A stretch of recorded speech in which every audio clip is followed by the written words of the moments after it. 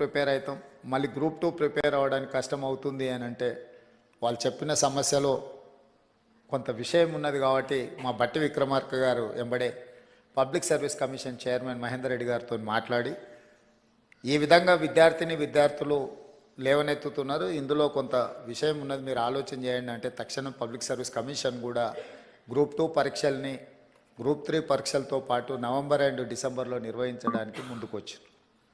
నేను ఎందుకు ఇవన్నీ మీతో పంచుకుంటున్నా అంటే ఇవాళ ఈ ఎగ్జామ్స్కి అంతా ప్రిపేర్ అవుతున్నదంతా మీ సహచరులు, మీ ఏజ్ గ్రూప్, లేకపోతే మీ బంధువులో మీ ఫ్రెండ్సో, మీతో పాటు సేమ్ స్కూల్లో కాలేజీలను చదువుకున్న వాళ్ళు. ఈ ప్రభుత్వానికి మొదటి ప్రాధాన్యత నిరుద్యోగ సమస్యను పరిష్కరించడము. నిరుద్యోగ సమస్యను పరిష్కరించాలంటే ప్రభుత్వం మీద వాళ్ళకు విశ్వాసం, నమ్మకం ఉండాలి.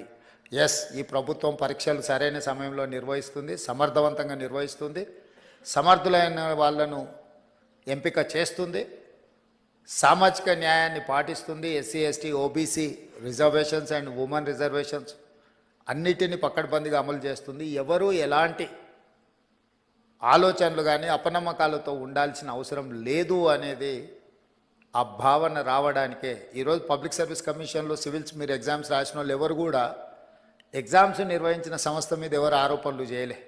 ఎందుకంటే ఆ సంస్థ మీద మీకు నమ్మకం ఉంది కాబట్టి మీ కాన్సన్ట్రేషన్ అంతా, మీ ఫోకస్ అంతా మీ ప్రిపరేషన్ మీద ఉంది. కానీ దురదృష్టవశాత్తు తెలంగాణలో గత 10 సంవత్సరాలలో ప్రతిసారి విద్యార్థులు పరీక్షలకు ప్రిపేర్ అయ్యేదానికంటే నిర్వహిస్తున్న సమస్య మీద కొట్లాడడానికి, ప్రభుత్వం మీద ఆరోపణలు చేయడానికే చాలా సమయం వాళ్ళది అందులో పోతుంది.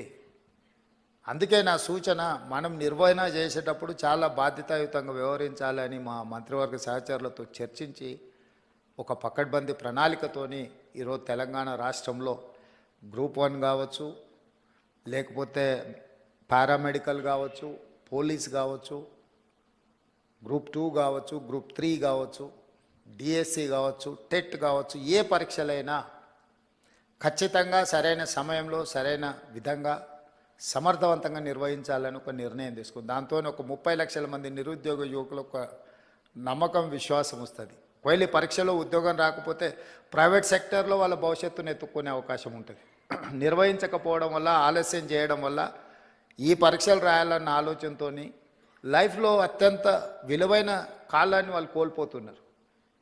తెలంగాణ రాష్ట్రం వచ్చినప్పుడు 20-22 సంవత్సరాల నుండి ఎగ్జామ్స్కు ప్రిపేర్ అవుతున్న పిల్లవాడు 10 సంవత్సరాలు 32 ఏళ్ళు వచ్చినా పరీక్షలు రాయలేకపోయిందంటే అతని లైఫ్లో అత్యంత అత్యంత ముఖ్యమైన సమయం, కాలం గడిచిపోయింది. 10-12 సంవత్సరాలు ఒక మనిషి లైఫ్లో నుంచి మాయమైపోయిందంటే అతని ఏజ్ కానీ, అతని ఫ్యామిలీ కానీ, వాళ్ళ బాధ కానీ, ఆ ఎనర్జీ కానీ నిజంగా నిరుపయోగం అవుతుంది, దుర్వినియోగం అవుతుంది. అందుకే స్పష్టంగా ప్రణాళికబద్ధంగా క్యాలెండర్ డేట్స్ ప్రకారం రేపు అసెంబ్లీలో క్యాలెండర్ డేట్స్ కూడా డిక్లేర్ చేసి రాష్ట్ర ప్రభుత్వంలో వచ్చే ప్రతి ఖాళీలను 31 మార్చ్ లోపల అన్ని శాఖల నుంచి తెప్పించుకొని జూన్ 2 లోపల నోటిఫికేషన్లు ఇచ్చి బై డిసెంబర్ 9 ఎవ్రీ ఇయర్ ఎన్ని ఖాళీలు ఉన్నా భర్తీ చేసి వాళ్ళ నియామక పత్రాలు వాళ్ళ చేతికి అందించాలని మన ప్రభుత్వం నిర్ణయం తీసుకున్నది.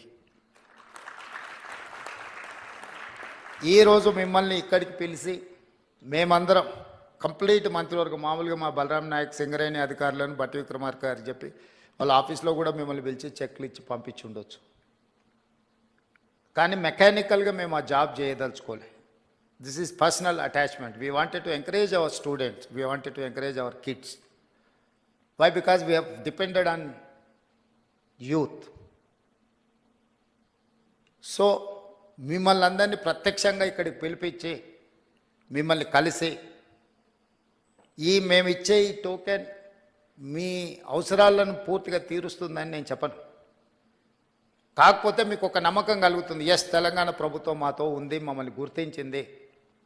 మిమ్మల్ని గుర్తించడం ద్వారా లక్షలాది మా విద్యార్థులకు ఒక సందేశాన్ని పంపదలుచుకున్నది మా ప్రభుత్వం. ఎస్, మీరు కష్టపడితే ఈ ప్రభుత్వం మిమ్మల్ని పిలిచి పర్సనల్గా కలుస్తుంది, మిమ్మల్ని అభినందిస్తుంది, మీ భుజం తడుతుంది అని ఒక సందేశాన్ని ఇవ్వడం కోసం రాష్ట్ర ప్రభుత్వం మంత్రివర్గం అంతా కదిలొచ్చి, ఇదేం మంత్రివర్గ సమావేశం కాదు, మీ స్టూడెంట్స్కి ఇచ్చే చిన్న ఏమంటారు గెష్, అయినా ఎందుకు ఇంతమంది మంత్రివర్గ సహచరులు అందరినీ ఈరోజు ఈ వేదిక మీద కూర్చోబెట్టినామంటే మీ ద్వారా తెలంగాణ రాష్ట్రంలో ఉన్న నిరుద్యోగ యువకులకు ఒక నమ్మకం విశ్వాసం కల్పించాలనేది మా ఆలోచన.